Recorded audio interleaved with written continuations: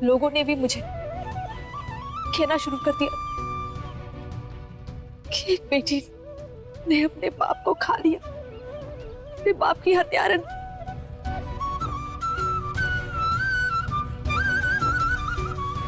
मैं वो सब बर्दाश्त नहीं कर पा रही थी हेतल।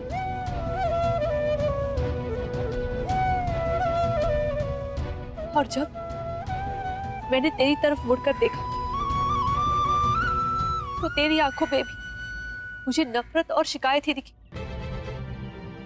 तूने भी तो रो रो के मुझसे यही कहा था ना कि दी आप मंडप छोड़कर क्यों भाग गई? आपकी वजह से मेरे पापा की डेथ हो गई, यही कहा था ना। मैं वो सब बर्दाश्त नहीं कर पा रही थी, मैं यहाँ से भाग जाना चाहती थी, इसलिए मैं अमेरिका चली गई। लेकिन वहां जाकर भी मुझे चैन नहीं मिला। तेरी नफरत भरी आंखें, काकी, लोगों की आवाजें दिन रात मेरे कानों में गूंजा करती थी। पापा का वो लाइफलेस चेहरा दिन रात मेरी आंखों के सामने आता था। मैं खुद को माफ ही नहीं कर पा रही थी। मैं अपने ही गिल्ट में इतनी डूब चुकी थी कि मेरा दिमागी संतुलन बिगड़ता जा रहा था।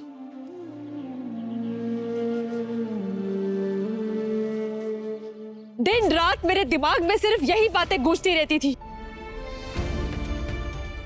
तनु, तू अपने पापा की कातिल है, तुझे जीने का कोई हक नहीं है। तू मर जा, तू मर जा, मर जा तनु, तुझे जीने का कोई हक नहीं है। मर जा, तू मर जा तनु, मर जा, मर जा। दिन रात सिर्फ यही बात सुना करती थी। मेरे जहन में दिन रात सिर्फ यही आवाजें सुनाई देती थी। मेरे जहन में गूंजती हुई उन आवाजों से तंग आ चुकी थी मैं।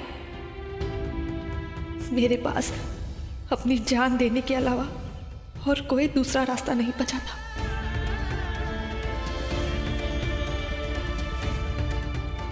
आखिर में एक दिन तंग आकर मैंने अपनी हाथ की नस काट दी।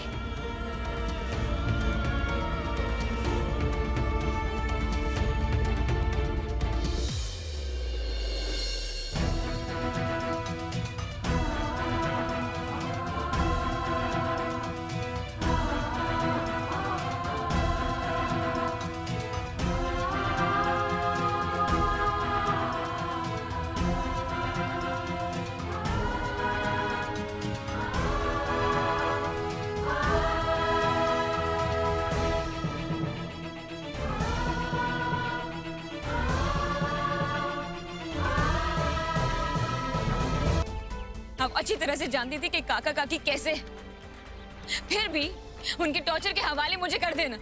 ये सब जो कुछ भी हो हमारी फैमिली के साथ, इन सब की वजह कौन है, एक शब्द में जवाब दीजिए।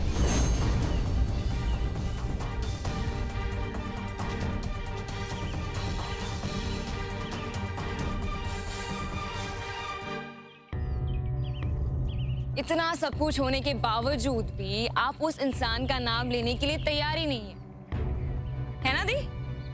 हमारे पूरे परिवार को उस इंसान ने बर्बाद कर दिया, लेकिन फिर भी आप उस पे उसके गुनाहों का इल्जाम लगाने के लिए तैयार नहीं है।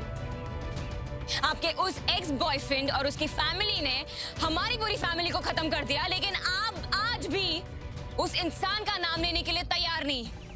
आप आज भी उस लड़के की फोटो अपने साथ लेकर घूमती है, उसकी फोटो को सीने से लगाकर रोती है। आप उस इंसान से अभी भी प्यार करती है जिसकी वजह से हमारा सब कुछ बर्बाद हो गया। आपकी इसी बात से साबित होता है कि आपके दिल में कभी भी मेरे और पापा के लिए प्यार था ही नहीं। ऐसा मत बोल हेतल, ऐसा नहीं है। ऐसा ही है। अगर ये सच नहीं होता ना तो आप अमेरिका नहीं जाती।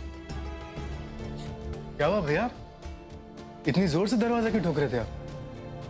क्या कर रहा था तू? सो रहा था ना तू? बोल, सो रहा था ना तू अभी तक? नहीं भैया, मैं तो सुबह ही उठ गया था। वो तो कुछ काम नहीं था करने को और खाली बैठा हुआ था तो दोबारा आंख लग गई। मगर भैया इतना गुस्सा क्यों हो रहे हैं आप? दोबारा आंख लग गई तेरी? बस तू यही कर, इस कोठरी में पड़ा रहे, सोता रहे तू। वहां तेरा परिवार बर्बाद हो रहा है, तू यहां सोते रहे इस कोठरी में। क्या हुआ है भैया? माँ हाथ धो के पीछे पड़ी है रीता को एक्टर बनाने के लिए, पूरा हुलिया बदल के रख दिया है उसका। हाँ मुझे पता है भैया, मैंने रीता के मेकओवर के बाद की पिक्चर्स देखी हैं। ओह, तो तूने पिक्चर्स देख लिए फिर भी तुझे कोई फर्क नहीं पड़ रहा है? हाँ?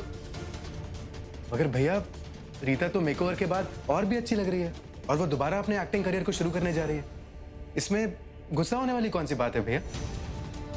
बल्कि मुझे तो इस बात की खुशी है कि रीता अपनी जिंदगी दोबारा शुरू करने जा रही है। तुझे खुशी हो रही, लेकिन अब जो होने जा रहा है ना, वो सुनकर तेरी ये खुशी ना तकलीफ और गुस्से में बदल जाएगी। क्या होने जा रहा है भैया? रीता को एक एड फिल्म मिली है। अरे भैया ये तो और भी खुशी की बात है। पर तू जानता है उस एड फिल्म में रीता को क्या करना होगा? कैसे कपड़े पहनने उस एड फिल्म में? आप मुझे बोलेंगी कि मैं ऐड के लिए हाँ कर दूं तो मैं कर दूंगी।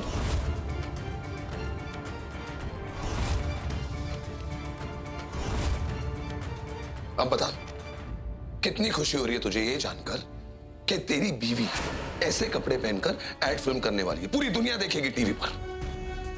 दिन रात मेरे काका काकी के ताने सुने। काकी कहती थी मेरी बड़ी बहन लड़के के चक्कर में घर से भाग गई और अपने बाप की कातिल बनी। उनका मानना था कि मैं भी अपनी बड़ी बहन जैसी हूँ और मैं भी वैसा ही करूंगी। दिन रात मुझे काकी ताने सुनाया करती थी कि मैं भी लड़कों के पीछे अपनी जिंदगी बर्बाद कर दूंगी। मुझे गंदी गंदी गालियां दिया करती थी। मुझसे दिन रात काम कराया करती थी। काम में अगर जरा सी भी गलती हो जाती ना थी, वो मुझे बहुत मारती। कलमुही बेशरम, तू भी अपनी बहन की तरह मुंह काला करके भाग जाएगी। अरे खून ही गंदा है तेरा। मत मारो काकी प्लीज। मुझे पेट भर के खाना भी नहीं देती थी वो। काकी का कहना था कि अगर पेट भर खाना मिलेगा तो मैं भी आप ही की तरह लड़कों से दोस्ती करूंगी और उल्टी सीधी हरकतें करूंगी। इसलिए मेरे अंदर की उल्टी सीधी फीलिंग्स को कंट्रोल करने के लिए मुझे भूखा पेट सुला दिया करती थी। जब काकी का टॉर्चर सहना बर्दाश्त से बाहर हो जाता तो मैं पापा के फोटो एल्बम को सीने से लगाकर रोती रहती। लेकिन काकी से वो भी बर्दाश्त नहीं हुआ। एक दिन काकी ने मेरे हाथ से हमारे फैमिली एल्बम छीन लिए। पापा की सारी फोटोज, हमारी सारी फोटोज, सब कुछ छीन ली और उन सारी फोटोज को मेरे आंखों के सामने जला दिया।